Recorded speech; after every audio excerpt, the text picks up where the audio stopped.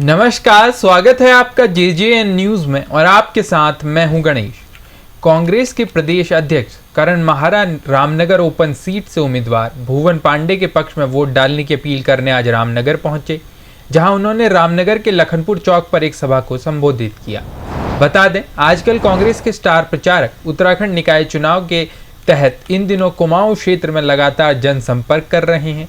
नैनीताल, पिथौरागढ़, अल्मोड़ा, चंपावत आदि जगहों में जाकर कांग्रेस के उम्मीदवार के पक्ष में जन समर्थन जुटाने का प्रयास किया जा रहा है। बता दें, ओपन से उम्मीदवार भुवन पांडे के समर्थन में रामनगर पहुंचे करण माहरा ने मीडिया से रूबरू होते हुए कहा, पूरे प्रदेश में कांग्रेस की बहुत अच्छी स्थिति है और लोग भारतीय जनता पार्टी के कुशासन से परेशान हैं, चाहे वो महिला अपराध हो या खनन के मामले। उन्होंने कहा, भाजपा के ही एक सांसद ने लोकसभा में खनन का मामला उठाया था। बेटियां आज सुरक्षित नहीं हैं, नौकरी में लगातार घोटाले हो रहे हैं और जनता इस वक्त बीजेपी को उखाड़ फेंकने का मन बना रही है। बता दें, उधम सिंह नगर में मुख्यमंत्री पुष्कर सिंह धामी के कांग्रेस को सनातन धर्म के लिए खतरा बताने वाले बयान पर प्रदेश अध्यक्ष करण माहरा ने पलटवार करते हुए कहा, सीएम साहब लगातार सनातन धर्म की अवहेलना कर रहे हैं।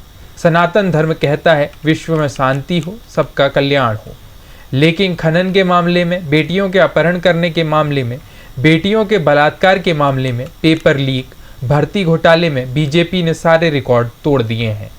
वहीं एक सवाल पर कि कांग्रेस के ओपन से 2 उम्मीदवार मैदान में हैं, उन्होंने कहा, मुझे लगता है कांग्रेस की जो विचारधारा है पालिकाओं के लिए, नगर निगम के लिए, उन सब में सबसे नज़दीक भुवन पांडे हैं। कांग्रेस में कोई भी गुटबाजी नहीं है, सब आपस में मिलकर प्रत्याशी को चुनाव लड़ा रहे हैं। पूरे प्रदेश में मैं भ्रमण करके आया हूँ। आज यहाँ हूँ, कल नैनीताल हूँ, इससे पहले गदरपुर में था। बहुत अच्छी स्थिति है और लोग अब भारतीय जनता पार्टी के कुशासन से बहुत परेशान हैं, चाहे वो महिला अपराध हो, चाहे वो खनन के मामले हो। आप देखिए, बीजेपी के एक सांसद ने लोकसभा में खनन का मामला उठाया है। वो कितने त्रस्त है बीजेपी से, लोग ये समझा जा सकता है। मातृ सदन हरिद्वार ने भी खनन के विषय को प्रधानमंत्री को चिट्ठी लिखी है। बेटियां असुरक्षित हैं, चाहे सल्ट का केस हो, चाहे वो चंपावत का केस हो, चाहे सत्तरिसा हरिद्वार का केस हो, चाहे अंकिता भंडारी हो, चाहे श्रीनगर की ममता जोशी बहुगुणा हो, चाहे अन्य केस हो, हमारे एसबीटी का मामला हो, चाहे गदरपुर की और नर्स हो, ये तमाम मामले आप सबके संज्ञान में हैं और इससे जनता त्रस्त है। नौकरियों में जिस तरीके से चोरी हो रही है, 888 भर्ती घोटाला, पटवारी पेपर लीक, आप सबने देखा है। तो जनता इस समय बीजेपी को उखाड़ फेंकने के मूड में है और उससे कांग्रेस के प्रति बहुत अच्छा माहौल दिखाई दे रहा है। उधम सिंह नगर में पहुंचे थे, उन्होंने कांग्रेस को सनातन धर्म के लिए खतरा माना। बिल्कुल ठीक कह रहे हैं वो, क्योंकि सीएम साहब लगातार सनातन धर्म की अवहेलना कर रहे हैं।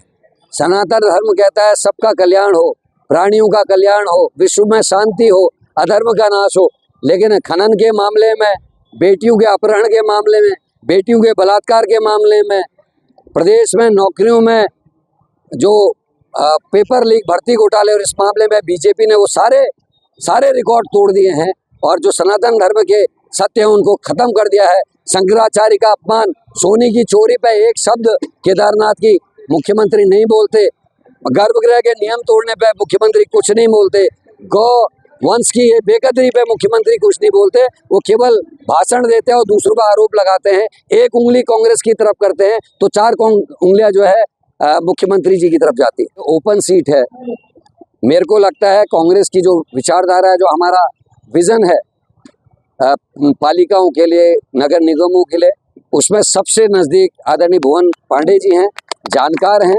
उन्होंने जो अपना विजन डॉक्यूमेंट निकाला है वो सारा कांग्रेस से रिलेटेड है और मैं मानता हूं कि एक पढ़ा लिखा व्यक्ति जिसको सारी जानकारियां हैं, उसको जीत के आकर समाज का हित होगा, इसलिए मैं उनके पक्ष में आया हूँ। ये ओपन इलेक्शन है, वो उनकी मर्जी है, वो क्या कर रहे हैं। देखिए, कौन सी गुटबाजी है। ना तो कांग्रेस के किसी नेता ने ये कहा कि छोटी मछली बड़ी मछली। पूर्व मुख्यमंत्री जब बोल रहे थे मुख्यमंत्री के खिलाफ, तो मुख्यमंत्री ने बयान दिया कि जो मछली ज्यादा मुंह खोलती है वो जल्दी फंसती है। तो ये उनके यहाँ का है।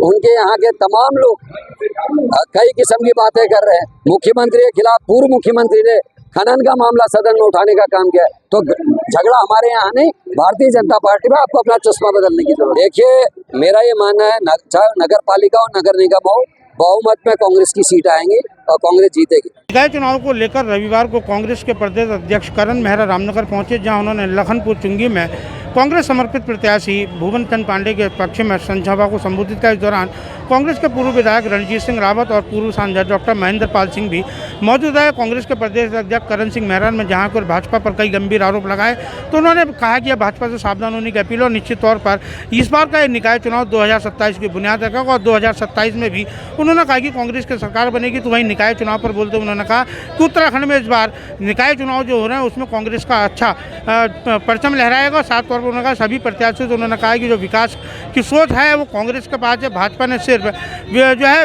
विकास विरोधी राजनीति की, जनता को बरगलाने का काम किया है, जातिवाद के नाम पर बांटने का काम किया है, लेकिन कांग्रेस की सोच हमेशा विकास की रही है। और उन्होंने रामनगर प्रत्याशी भुवन चंद पांडे के प्रशंसा करते हुए उनके विजन की तारीफ करते हुए क्षेत्र की जनता से उनके पक्ष में मतदान करने की अपील की। तो वही बताते हैं कि रामनगर में कांग्रेस की आपसी गुटबाजी के चलते पार्टी यहाँ अध्यक्ष पद पर किसी को सिंबल नहीं दे पाई है, जिस कारण कांग्रेस के दो लोग जो अपने आप को पक्का कांग्रेसी मानने चुनाव में, जिसमें एक निवर्तमान चेयरमैन हाजी मोहम्मद अकरम भी शामिल हैं, जो बता रहे हैं कि हरीश रावत का उनको समर्थन है और बताया जा रहा है जो संभावना है कि हरीश रावत भी उनके पक्ष में कल रामनगर पहुंचेंगे। इस पर करण मेहरा ने कहा है कि क्योंकि ये सीट ओपन है, कोई भी किसी के प्रचार में आ सकता है। मुझे भुवन चंद पांडे का विजन सही लगा, इसलिए मैं आज यहाँ आया हूँ। रामनगर से राजीव अग्रवाल के साथ cameraman Bunty Arora, JJ news. ये रिपोर्ट आपके लिए तैयार की थी रामनगर से हमारे संवाददाता राजीव अग्रवाल ने। फिलहाल के लिए इस खबर में इतना ही। बाकी की तमाम खबरों के लिए आप देखते रहिए JJ न्यूज़। धन्यवाद।